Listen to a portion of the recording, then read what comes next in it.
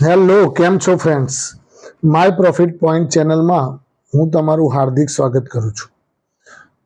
મિત્રો, આજે special topic વિશે આજે ચર્ચા કરવા માટે આવેલો છું અને મારા સબસ્ક્રાઈબર મિત્રો અને સબસ્ક્રાઈબર મિત્રોના જે પણ ફ્રેન્ડ સર્કલ હોય એને બીજા કોઈ મિત્રો પણ આ વિડીયો જે જોતા હોય એમને માહિતગાર થઈ શકે એને માટે આ સ્પેશિયલ હું વિડીયો બનાવી રહ્યો છું. તો મિત્રો, આ વિડીયો તમે અવશ્ય પૂરેપૂરું જોજો અને સાંભળજો, જેથી કરીને તમને આ ટોપિક વિશે ખબર પડશે કે આ ટોપિક શું કહેવા માંગે છે. આજનો આપણો ટોપિક છે ડિવિડન્ડ. શેર માર્કેટની અંદર લોકો ઇન્વેસ્ટમેન્ટ કરતા હોય છે, રોકાણ કરતા હોય છે અને બમ્પર ડિવિડન્ડ કમાતા હોય છે. શું કરતા હોય છે? બમ્પર ડિવિડન્ડ કમાતા હોય છે અને સારું એવું ડિવિડન્ડ મળે એવી કંપનીઓ શોધીને લોકો રોકાણ કરતા હોય છે. અને ડિવિડન્ડ આપતી હોય એ કંપનીઓ કેવી હોય તમે મારા કરતા વધુ જાણો છો. તમને સમજાવવાની જરૂર એવી હોતી નથી. કેમ કે તમે રોકાણ ઓલરેડી કરતા આવ્યા છો ડિવિડન્ડ વાળી કંપનીઓમાં. પણ જે નવા ઇન્વેસ્ટરો છે અને જે પહેલી વખત શેર બજારમાં રોકાણ કરવા આવી રહ્યા છે એમના માટે આ સ્પેશિયલ વિડીયો હું બનાવી રહ્યો છું. તો એમને આ માહિતી પૂરી પાડી શકું એ માટે આ વિડીયો મેં બનાવેલો છે. તો ડિવિડન્ડ એટલે શું? તો ડિવિડન્ડ એક તમારા માટે ભેટ સોગાદ મળતી હોય છે કંપની તરફથી. કંપની તમને એક ભેટ સોગાદ એટલે કે જે પણ એ નફો રળે છે કંપની આખા વર્ષ દરમિયાન, એ કંપનીનો જે નફો રળેલો છે એના અમુક ટકા એના શેર હોલ્ડરોમાં એ વેચે છે. કયા દ્વારા વેચે છે?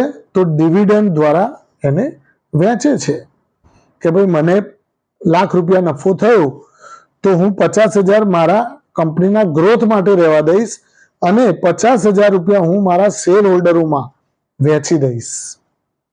કયા માધ્યમ દ્વારા વેચીશ? તો ડિવિડન્ડના માધ્યમ દ્વારા હું આ વહેંચણી કરીશ. બરાબર સમજજો મિત્રો. ₹1,00,000 મને પ્રોફિટ થયો કંપનીને, ટૂંકમાં એમાંથી 50% મેં શું કર્યું? કંપનીના ગ્રોથ સ્ટોરીને વધારવા માટે મેં એને મારા કેશ ફ્લોને વધારવા માટે મારી જોડે રાખ્યા અને બાકીના 50% ફંડ છે એ મેં કંપનીનું જે પણ શેર હોલ્ડરો છે એને ડિવિડન્ડ દ્વારા મેં એને વહેંચણી કરી. તો એને કહેવાય ડિવિડન્ડ. ડિવિડન્ડ કોને મળી શકે?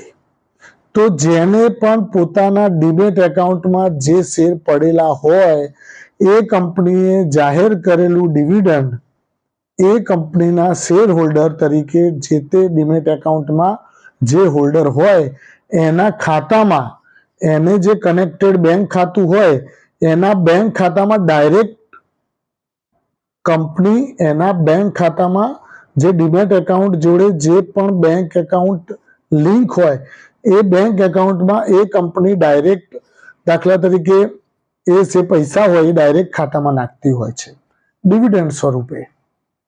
દાખલા તરીકે એનટીપીસી એક કંપની છે, એણે ₹5 ડિવિડન્ડ જાહેર કરી અને એક શેર હોલ્ડરના ખાતામાં ડીમેટ ખાતામાં 500 શેર પડેલા છે. કેટલા શેર પડેલા છે? 500 શેર પડેલા છે. તો એ 500 ગુણ્યા ₹5 લેખે, એક શેરે ₹5 ડિવિડન્ડ, તો 500 ગુણ્યા 5 એટલે ₹2,500 ડાયરેક્ટ એનટીપીસી કંપની તમારા ડીમેટ એકાઉન્ટના જોડે લિંક જે એકાઉન્ટ હશે બેંકનું એમાં ડાયરેક્ટ ક્રેડિટ કરી દેશે. પણ એની રેકોર્ડ ડેટ હોય. રેકોર્ડ ડેટમાં તમારે એ શેર્સ તમારા ખાતામાં હોવા જોઈએ તો જ તમે ડિવિડન્ડ લેવા માટે હકદાર કહેવાઓ. એવું નહીં કે આજે ડિવિડન્ડની તારીખ છે ને તમે ગઈકાલે શેર લેવા દોડ્યા, એવું ના થાય. તમારે 2-3 દિવસ પહેલા, આજે રેકોર્ડ ડેટ હોય તો 2-3 દિવસ પહેલા તમારે શેર લઈ અને રાખવાના, જેથી કરીને એ શેર તમારા ખાતામાં આવતા એકાદ દિવસ લાગે એટલે એ ખાતામાં આવી જાય પછી તમે ડિવિડન્ડના હકદાર થાઓ. ડિવિડન્ડ આપતી કંપનીઓ કેવી કંપનીઓ ગણી શકાય? તો ડિવિડન્ડ જે પણ કંપનીઓ આપે છે એ કંપનીઓ સારી એવી કેશ ફ્લો વાળી કંપનીઓ કહેવાય. એમને ડિવિડન્ડ ના આપે. એના શેર હોલ્ડરોને ડિવિડન્ડ ક્યારે આપે? કે જ્યારે એની પાસે પૂરતો કેશ ફ્લો હોય, એ પોતે દેવામાં ડૂબેલી હોય કંપની, અને પોતે જે કમાયું હોય એ માંડ માંડ બેંકનું જ માંડ ભરી શકતી હોય, તો પછી એ કંપની કેવી રીતે શેર હોલ્ડરોને ડિવિડન્ડ પૂરી પાડી શકે? એટલા માટે જે કંપની ડિવિડન્ડ આપતી હોય એમાં તમારે ઇન્વેસ્ટમેન્ટ કરશો તો તમને ડિવિડન્ડ પણ મળશે, અને કંપનીનો ગ્રોથ વધશે, એનો પી રેશિયો વધશે, અને એનો ઈપીએસ વધશે, તો એ પણ ઓટોમેટિક એના શેરની વેલ્યુ પણ વધશે અને તમારા ફંડની વેલ્યુ પણ વધશે. એટલે મિત્રો, આ સ્પેશિયલ વિડીયો તમારા માટે ખાસ બનાવ્યો છે કે મારા શેર જેટલા પણ સબસ્ક્રાઇબર મિત્રો છે કે જે પણ મારા વિડીયો વોચ કરી રહ્યા છે, એમના માટે હું અવનવા વિડીયો શેર બજારને લગતા લાવી અને ઝીણામાં ઝીણી વસ્તુઓનું બારીકાઈથી હું એમના સુધી પહોંચાડવાનો 100% પ્રયત્ન કરીશ. Thank you very much. ખૂબ ખૂબ આભાર મિત્રો. ડિવિડન્ડ વાળી કંપનીઓમાં જ ઇન્વેસ્ટ કરજો, જેથી કરીને વર્ષે તમને વ્યાજ રૂપે પૈસા પણ મળશે અને કંપની જે ગ્રોથ કરશે એ તમે કંપનીનો શેરનો ભાવ વધશે એમ તમારા પોર્ટફોલિયોની કિંમત પણ વધશે. Thank you very much. ખૂબ ખૂબ આભાર મિત્રો.